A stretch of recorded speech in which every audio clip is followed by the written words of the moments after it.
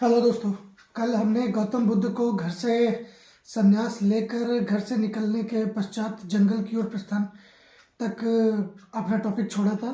उसके बाद हम आगे बढ़ते हैं। तो जब गौतम बुद्ध ने संसार की मोह माया से ऊब कर और घर छोड़ने का निश्चय लिया, तो उन्होंने अपने दोस्त चन्ना को बोला कि चन्ना, अब बहुत हो गया, अब हमारे जाने का वक्त हो गया है। तो रात में वो अपना घर छोड़कर निकल गए, अपने सोते हुए छोटे से बच्चे और पत्नी को छोड़कर। तो काफ़ी समय तक घूमने के बाद इधर उधर, तब भी जब उन्हें ज्ञान प्राप्त नहीं हुआ, तो उसमें उनके गुरुओं ने बड़ी मदद करी।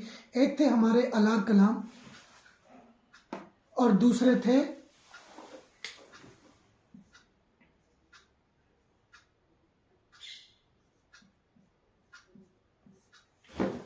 जिनको उड़क्का या उड़प्पा भी बोला जाता है। अलार कलाम से इन्होंने योग की साधना प्राप्त की और योग सीखा ताकि ये ध्यान लगा सके, मेडिटेशन कर सके। उसके बाद इन्होंने अगली साधना उड़क्का गुरु से प्राप्त करी। फिर ये इधर उधर काफ़ी समय तक घूमते रहे, लेकिन इनको तब भी सच्चा ज्ञान प्राप्त नहीं हुआ। तो इन्होंने क्या किया कि एक जगह पर बैठकर अपने 5 मित्रों के साथ या शिष्यों के साथ इन्होंने ध्यान लगाना स्टार्ट किया और तपस्या स्टार्ट करी, मेडिटेशन जिसको हम बोलते हैं। मेडिटेशन मतलब अपने ही अंतर ध्यान होकर अपने शरीर के अंदर भगवान की छवि को खोजने की कोशिश। काफ़ी वर्षों तक ये ऐसा करते रहे, लेकिन इनको तब भी ज्ञान प्राप्त नहीं हुआ। तो एक दिन इन्होंने निरंजना नदी में स्नान करके एक विधवा से खीर को ग्रहण किया और उसके बाद वापस ही अंतर ध्यान हो गए।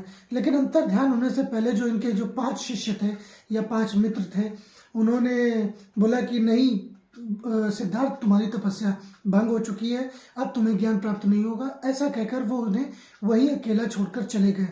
फिर इन्होंने वापस से तपस्या प्रारंभ करी। तपस्या स्टार्ट करने के बाद इनको काफ़ी समय के बाद जब ज्ञान की प्राप्ति हुई, तो इसे हम बोलते हैं कैवल्य,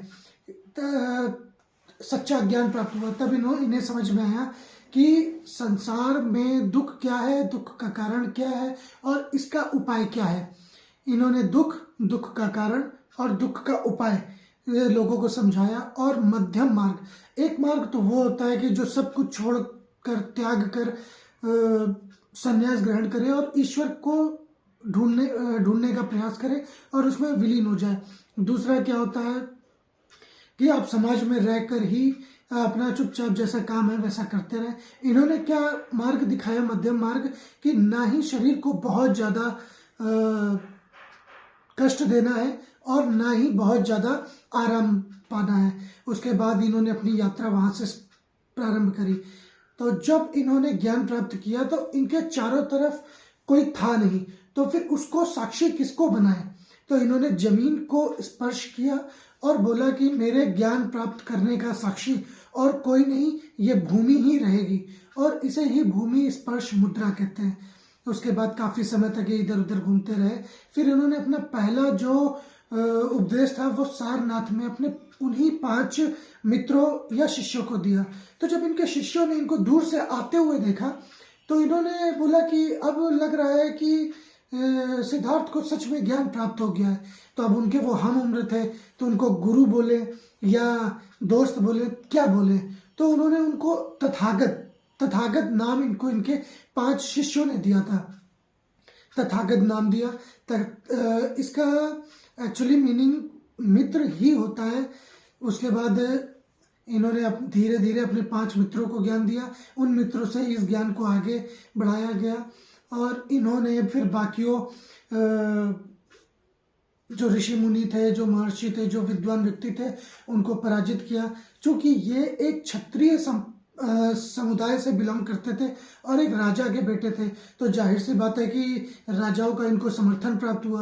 अब राजाओं का समर्थन प्राप्त हुआ, एक आम नागरिक जो लोअर कास्ट से उठा था, उसको राजाओं के महलों में या उच्च वर्ग में प्रवेश वर्जित हो सकता था। लेकिन बुद्ध एक खुद ही क्षत्रिय थे, इसलिए उनको किसी भी राजा, राजकुमार, युवराज, ऋषि मुनि, इन्होंने हीन दृष्टि से नहीं देखा, क्योंकि ऑलरेडी ये उच्च वर्ग से सम्मिलित है। जैसा कि हम बोल सकते हैं कि आज भी बहुत सारे लोग जो उच्च संप्रदाय या उच्च वर्ग से बिलोंग करते हैं, चाहे आईएएस कोई भी हो, पीसीएस कोई भी हो, नेता कोई भी हो, कितना भी खराब क्यों ना हो, लेकिन उसको उच्च वर्ग या अपर क्लास में एंट्री मिल ही जाती है। उसी तरह बुद्ध के साथ भी था कि इनके जो जन्म ने इनको अपना उपदेश देने के लिए बहुत मदद करी। धीरे धीरे धीरे धीरे इनका समुदाय बढ़ता गया। इनकी मुख्य शिक्षाएं क्या थी, उद्देश्य क्या थे, विचारधारा क्या थी, उसके बारे में हम अगले चैप्टर में पढ़ेंगे। अब इन्होंने क्या किया कि अपने उपदेशों का जो आधार बनाया वो था केवल जो समाज था उसको सही दिशा में ले जाना, और जो पशु बलि हो रही थी, क्योंकि उद्योग धंधों के लिए, कृषि के लिए पशुओं की बलि को रोकना बहुत ही इम्पोर्टेंट था। बुद्ध ने अहिंसा का मार्ग दिखाया। अहिंसो परमा धर्म बोला, अहिंसा ही परम धर्म है। तो मतलब अहिंसा परम धर्म है, इसका मतलब आप हिंसा ना करें। इसका मतलब ये नहीं कि बुद्ध ने युद्ध को अनुचित बताया। बुद्ध ने कभी भी नहीं कहा कि युद्ध अनुचित है। बुद्ध ने लोगों को एक मध्यम मार्ग दिखाया। उन्होंने जो संघ का निर्माण किया उसके दरवाजे सभी लोगों के लिए खोल दिए। कुछ नियम कानून जो रीति रिवाज थे वो केवल सन्यासियों के लिए ही थे। जैसे जो बौद्ध भिक्षु बनते थे उनके लिए कठोर नियम होते थे, और जो उनमें अनुदान देते थे, दीक्षा प्राप्त करते थे, वो समाज में रहकर ही अपने कार्यों को करते थे और धर्म की सेवा करते थे। तो पहली बार इतिहास में एक ऐसी विचारधारा का जन्म हुआ जो निचले वर्ग को भी मोक्ष प्राप्ति का रास्ता दिखाती थी। इसी कारण उस समय में जो बौद्ध धर्म है, जैन धर्म है, वो बहुत ही ज़्यादा विकसित हुए। अलग अलग लोगों ने, वैश्याओं ने, व्यापारियों ने, राजाओं ने इसमें बढ़ चढ़ कर ध्यान दिया। ऐसा ही एक घटना चक्र मैं आपके साथ शेयर करना चाहूँगा। जब एक बार गौतम बुद्ध राजा बिंबिसार के महल में गए तो बिंबिसार अपने स्थान पर बैठे हुए थे। उन्होंने उठकर बुद्ध को नमन किया, और उनका बेटा उस समय अजात शत्रु मतलब उनकी गोद में ही खेल रहा था। तो उन्होंने देखा कि जो अजात शत्रु से उनको बहुत ज़्यादा प्रेम है, बहुत ज़्यादा उनको मोह है। तो उन्होंने बिंबिसार से बोला कि इतना ज़्यादा मोह इंसान को कष्ट देता है और इतना ज़्यादा मोह नहीं होना चाहिए। अपने विचारों से, अपनी ज्ञान की सहायता से उन्होंने बौद्ध धर्म को आगे बढ़ाया, और उन्होंने क्या किया कि लोगों को दुख का कारण और उससे दूर हटने या उसका समाधान पाने के लिए 3 तरीके बताए। पहला क्या है, किधर गया, चलिए शायद मैं लिखना भूल गया हूँ। दुख, कारण, समाधान। गौतम बुद्ध ने बताया कि जो दुख है वो इंसान की इच्छा शक्ति और उसकी लालसा से, मोह से पैदा होता है कि थोड़ा और पाने की इच्छा। आप जितना ज़्यादा पाते जाएंगे आपके मन में उतनी ही ज़्यादा इच्छा पैदा होती जाएगी कि मैं ये भी कर लूँ, मैं वो भी कर लूँ। जैसे एग्जांपल ले सकते हैं कि मान लीजिए आपके 2 गर्लफ्रेंड हैं, तो आप सोचते हैं कि एक और बन जाए, एक और बन जाए। आपके पास 200 रुपये हैं तो आप सोचते हैं कि आपके पास 400 रुपये और आ जाए। आपके पास 2 घर हैं तो आप सोचते हैं कि मैं एक बंगला और बना लूँ। एक गाड़ी है तो सोचते हैं कि एक गाड़ी और ले लूँ। ऑडी है तो एक ऑडी और ले लूँ। मर्सिडीज़ है तो 2 मर्सिडीज़ और ले लूँ। ये ही दुख है, मतलब थोड़ा और पाने की चाह। कारण मोह, लोभ, काम, क्रोध। समाधान क्या है कि आप अपनी आवश्यकताओं और इच्छाओं में अंतर समझें। आवश्यकता क्या है? रोटी, कपड़ा, मकान। सर छुपाने के लिए जगह होनी चाहिए, पेट भरने के लिए रोटी होनी चाहिए, और पहनने के लिए कपड़ा होना चाहिए। गौतम बुद्ध ने इन 3 चीज़ों को भिक्षुओं के लिए आवश्यक कर दी कि कोई भी भिक्षु जो बौद्ध संघ में शामिल होगा वो कभी भी धन का संचय नहीं करेगा, आराम ज़्यादा नहीं करेगा, मतलब विलासी चीज़ों में नहीं पड़ेगा, किसी से आवश्यकता से अधिक धन का दान नहीं प्राप्त करेगा। एक छोटा सा पात्र रहता था, आप उतना ही दान ले सकते हैं जितना ग्रहण कर सकें। उन्होंने अष्टांगिक मार्ग का रास्ता दिखाया उन लोगों के लिए जो समाज में रहकर समाज का कल्याण करते हैं और मोक्ष की तरफ आगे बढ़ते हैं। सही अवलोकन, सही निर्धारण, सही भाषण मतलब सही बोलना, सही अमल, आजीविका मतलब सही तरीके से आप अपनी आजीविका प्राप्त करें, किसी को मारे पीटे नहीं, धोखा ना दें और खून ना करें, जागरूकता और चिंता। उस समय एक गणराज्य हुआ करता था, जब एक राजतंत्र ने मोनार्की ने उस गणराज्य पर आक्रमण किया तो उस गणराज्य का जो अधिपति था वो गौतम बुद्ध के पास गया, बोला कि प्रभु आप अहिंसा का पाठ पढ़ाते हैं, अब बताइए अगर हम पर आक्रमण होगा तो हम कैसे अपने आप को प्रोटेक्ट कर पाएंगे अहिंसा का प्रयोग करके। तो गौतम बुद्ध ने बोला कि मैंने अहिंसा का मार्ग दिखाया है निर्बलों की रक्षा के लिए, ऐसे व्यक्तियों और जानवरों, पशु पक्षियों की रक्षा के लिए जो स्वयं की रक्षा करने में समर्थ नहीं है। आप अपनी रक्षा करने में समर्थ हैं और अपनी रक्षा के लिए की गई हिंसा नहीं होती है, आत्मरक्षा बोली जाती है। गौतम बुद्ध ने इसको सिरे से नकार दिया कि आपको किसी भी स्थिति में हिंसा नहीं करनी है, आप हिंसा कर सकते हैं, युद्ध कर सकते हैं। जैसे अगर गौतम बुद्ध कंप्लीट एब्सोल्यूट अहिंसा का पाठ पढ़ाते तो खेती ही बंद हो जाती, क्योंकि जब आप खेती करते हैं तो छोटे छोटे कीट जो होते हैं और कीड़े मकोड़े होते हैं उनका मर्डर हो जाता है। अब उनका मर्डर हो जाएगा तो ये भी पाप लगेगा। तो गौतम बुद्ध ने इसको कभी भी हिंसा की श्रेणी में नहीं रखा है। ठीक है, अगर आपको कोई भी डाउट होता है इसके रिलेटेड तो आप मुझे जरूर मैसेज कर सकते हैं। गौतम बुद्ध के जो सिद्धांत है, 5 सिद्धांत है, हिंसा, झूठ ना बोलना, व्यभिचार न करना, लालच और नशा। तो गौतम बुद्ध ने बोला है कि हिंसा नहीं करना है, लेकिन हिंसा किन परिस्थितियों में की जा सकती है उसको भी बताया है। झूठ नहीं बोलना, इसको मैं थोड़ा सा एक्सप्लेन करना चाहूँगा। ऐसा बोलते हैं कि काफ़ी समय पहले मैंने एक कहीं थ्योरी न्यूज़पेपर में पढ़ी थी, उसमें क्या है कि ऐसा बोलते हैं कि कोई भी बच्चा या व्यक्ति जो झूठ बोलता है वो बुद्धि से ज़्यादा ही विकसित और स्ट्रांग होता है। क्यों? क्योंकि उसको सच और झूठ में अंतर पता होता है कि सच बोलने से क्या क्या नुकसान होगा, झूठ बोलने से क्या क्या नुकसान होगा, सच बोलने से मैं किन किन भौतिक वस्तुओं का और आराम की चीज़ों का त्याग कर सकता हूँ, और झूठ बोलने से मुझे क्या क्या चीज़ें मिलेंगी।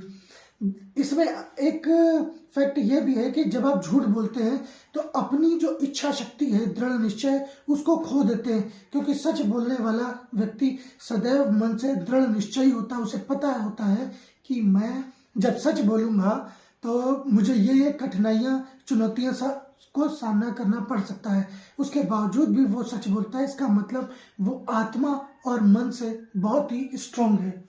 ठीक है, व्यभिचार मतलब आप सभी लोग जानते हैं। व्यभिचार मतलब आप अपनी पत्नी के अलावा या दूसरी स्त्रियों से भी केवल मनोरंजन के लिए सेक्स करते हैं, या किसी से भी आप सेक्स करते हैं और आपके मन में सदैव सेक्स के प्रति एक उत्सुकता जागृत रहती है।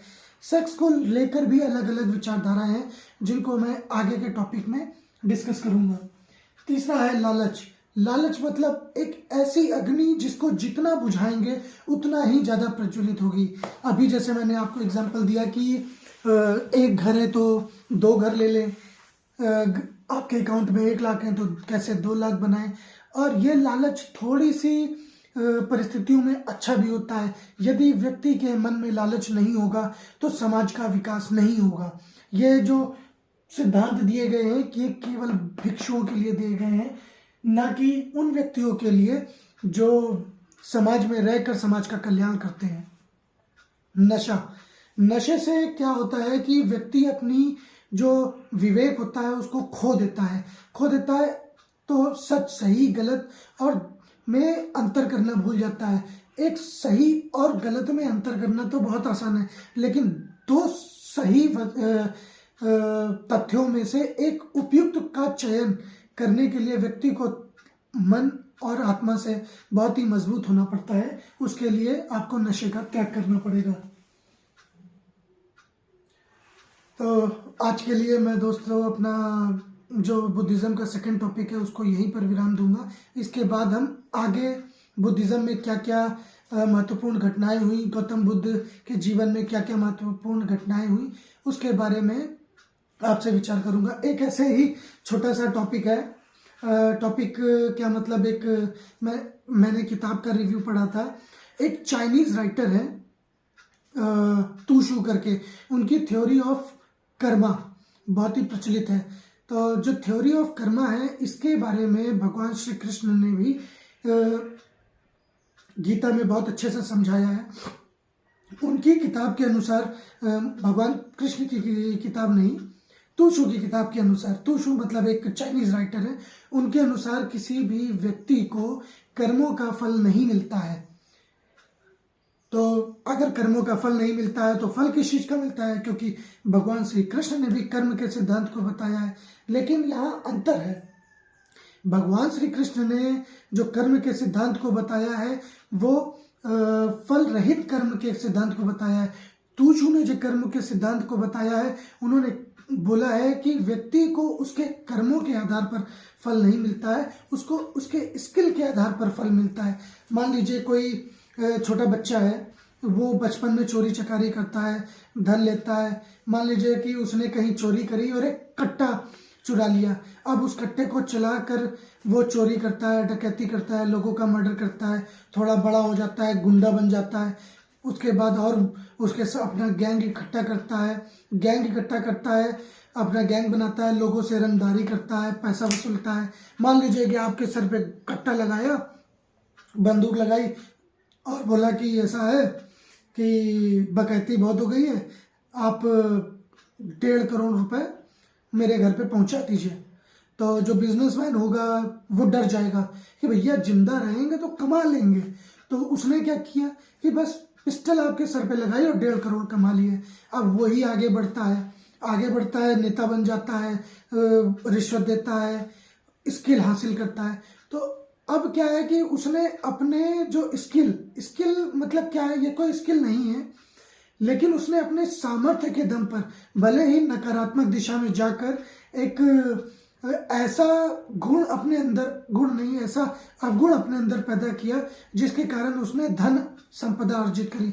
अब बूढ़ा हो गया तो अब जैसा भी आप जानते हैं कि बुढ़ापे में प्रत्येक व्यक्ति के शरीर पर में अलग अलग परिवर्तन होते हैं। बुढ़ा होता है, बीमारियां लगती और मर जाता है।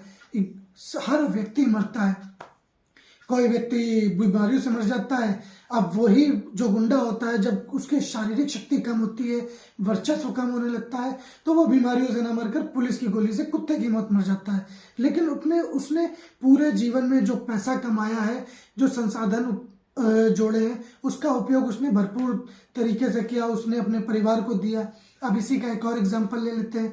अगर भगवान बुद्ध एक पुरुष न होते और एक स्त्री होते और अपने छोटे से बच्चे को छोड़कर, अपने पति को छोड़कर सत्य और ज्ञान की खोज में अगर निकल गए होते, तो क्या गौतम बुद्ध कभी भगवान माने जाते? नहीं। हमारा समाज पितृ सत्तात्मक था, इसलिए भगवान वो गौतम बुद्ध बने, सिद्धार्थ भगवान गौतम बुद्ध बने। अब उन्होंने देखा जाए तो एक ऐसा कर्म किया है जिसके कारण उनकी आलोचना होनी चाहिए। क्यों? क्योंकि अपने अब आपका मन अगर संसार में नहीं लग रहा है तो शादी काहे किए थे, हैं? अब वो भगवान बन गए। इसका समाज पर एक सकारात्मक प्रभाव पड़ा है। उन्होंने समाज को एक नई दिशा दी है। तो यदि आप ऐसी कोई स्किल करते हैं, ऐसी कोई स्किल लाते हैं, अपने अंदर उत्पन्न करते हैं, कैसे भी हो, उस समाज को अगर आप नई दिशा दे सकते हैं तो आप सदैव ही अच्छे व्यक्ति या महान माने जाएंगे। तो मैं अपने लेक्चर को यहीं पर विराम देता हूँ। Thank you very much.